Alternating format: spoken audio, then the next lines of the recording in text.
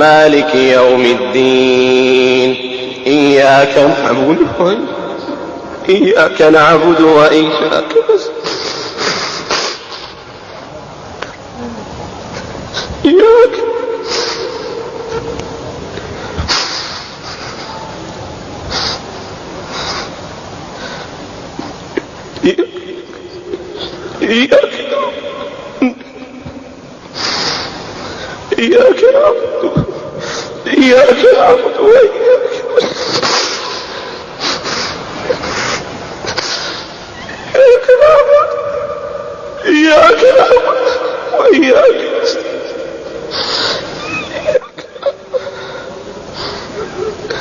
إياك نعبد وإياك اهدنا الصراط المستقيم صراط الذين أنعمت عليهم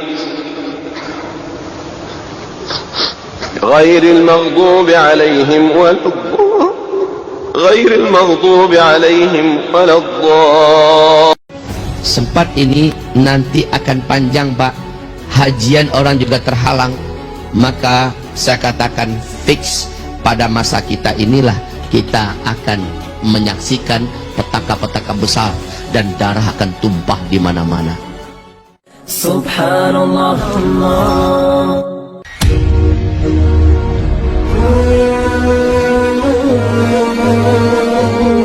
Fase ini fase mulkan jabarian. Penguasa-penguasa yang sedang memimpin dunia adalah penguasa-penguasa bertangan besi. Mereka berciri khaskan, kata Rasulullah, jahat kepada Islam dan menzalimi kaum muslimin di seluruh dunia. Inilah fase kita sekarang. Fase kelima, fase penutup nanti, Islam sudah memimpin kembali seluruh dunia secara total 100%. Seluruh dunia dipimpin oleh Islam dan mewujudkan keadilan, kedamaian seadil-adilnya, sedamai-damainya.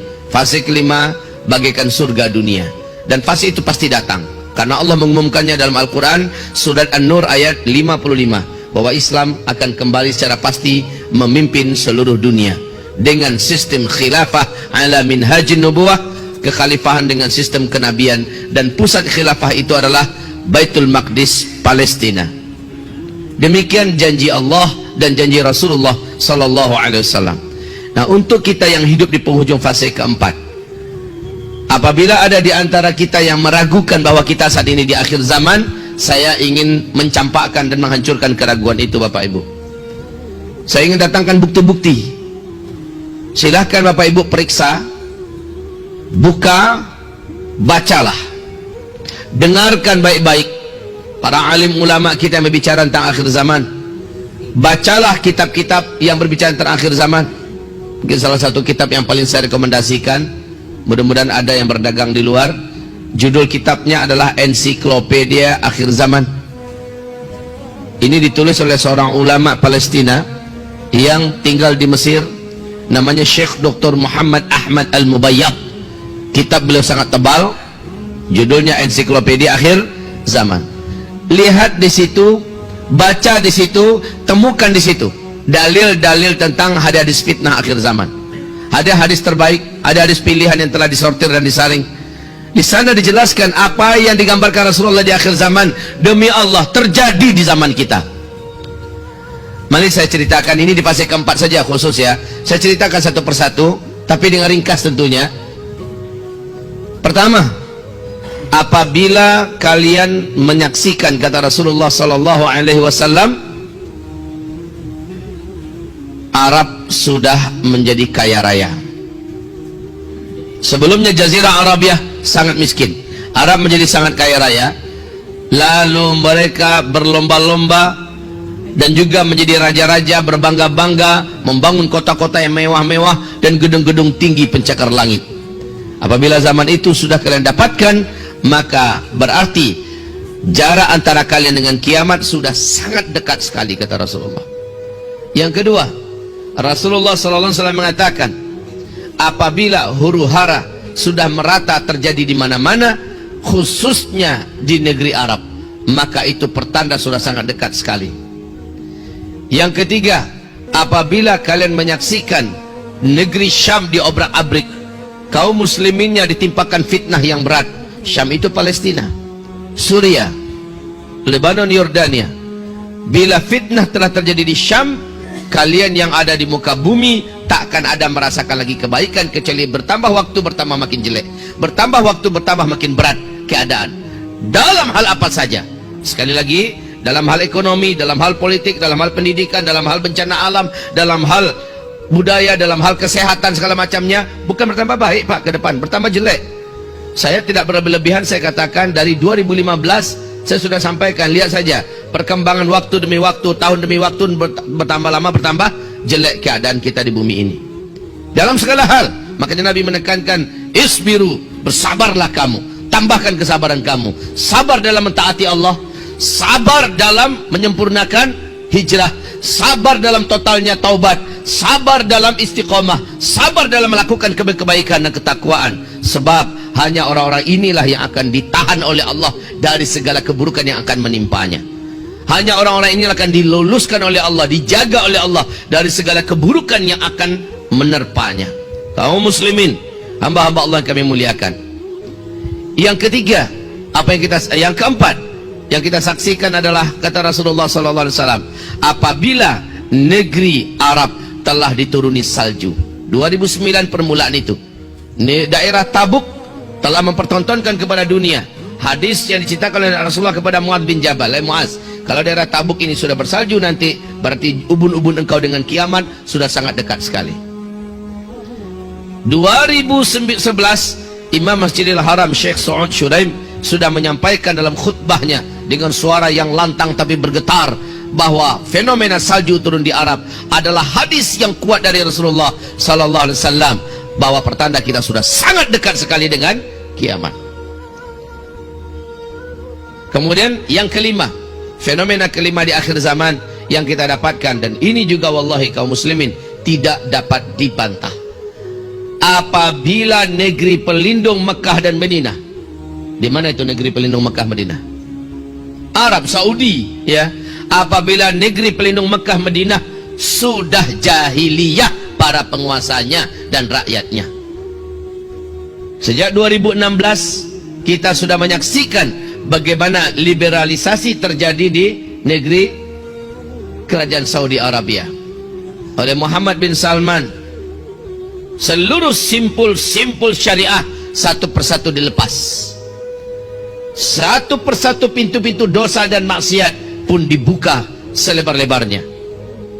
Dan lihat, ketika satu-satunya benteng pertahanan syariat Islam sudah tidak lagi mampu mempertahankan Islam secara kafah dan murni, justru pintu-pintu dosa dibuka. Itu adalah pertanda bumi ini tidak akan pernah ada kebaikan lagi. Wahai Bapak Ibu yang kami muliakan, sekarang yang paling saya khawatirkan terjadi, yang paling kami atau kita semua wajib khawatirkan terjadi sudah.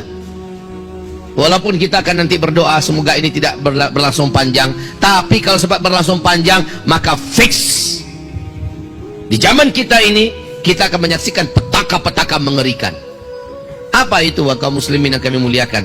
Ini yang paling saya khawatirkan, yaitu kata Rasulullah sallallahu alaihi wasallam, apabila kalian sudah mendatangkan penyanyi-penyanyi, apabila musik-musik sudah kalian cintai, kalian sukai, dan ini dibuat oleh Arab Saudi hari ini, apabila kalian sudah menenggak minuman-minuman memabukkan, barang-barang memabukkan sudah menyebar dan beredar di antara kalian, maka kata Rasulullah sallallahu alaihi wasallam, berbagai macam bencana, gempa-gempa, menyebarnya penyakit-penyakit yang menular, yang tidak bisa diatasi, yang mematikan akan terjadi kepada kalian. Coba lihat sekarang.